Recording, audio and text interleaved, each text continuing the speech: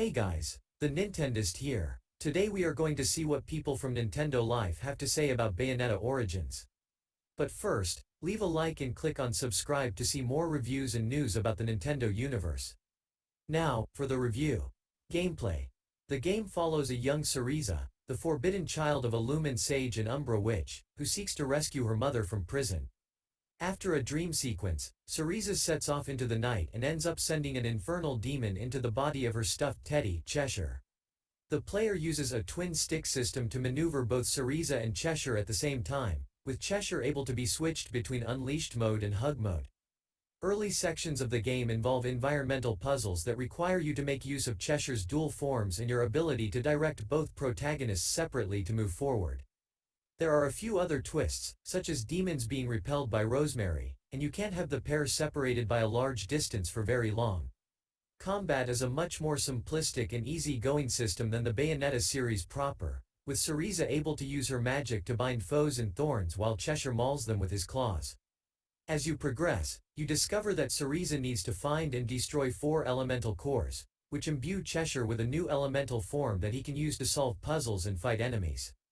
The game includes a variety of fairy enemies, such as rocket-firing types, shielded tanks, and drillers who burrow under stages. The game also includes a selection of mini-bosses who can warp around areas and use fire, ice, and other elemental attacks to cause you problems. Mechanics.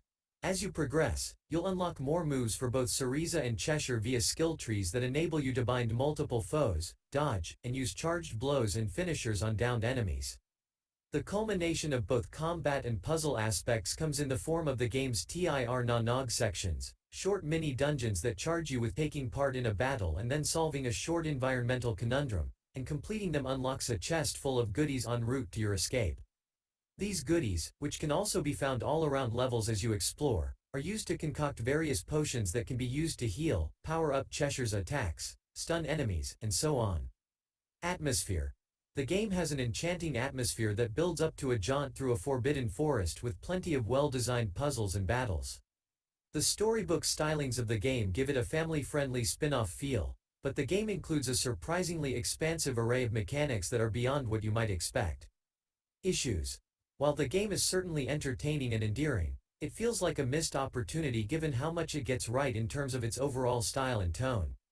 The second half of the roughly 10-hour adventure, things sort of grind to a standstill in terms of experimentation. The game starts off well, but it reaches a point where it seems happy to sit back and tell the rest of its tale while the combat and puzzling begin to suffer from repetition. Later areas fail to introduce enough new tricks or rhythms to keep things involving all the way along. That's what JP O'Reilly from Nintendo Life says about Bayonetta Origins. If you liked the review, please subscribe and leave a like. We are a new channel, but we are compromised to bring you more news and reviews about the Nintendo sphere. If you liked the video, check out Beard Bear channel so you can watch the entire gameplay of Bayonetta Origins, Cereza and the Lost Demon. Once again, subscribe and leave a like. Thanks for all.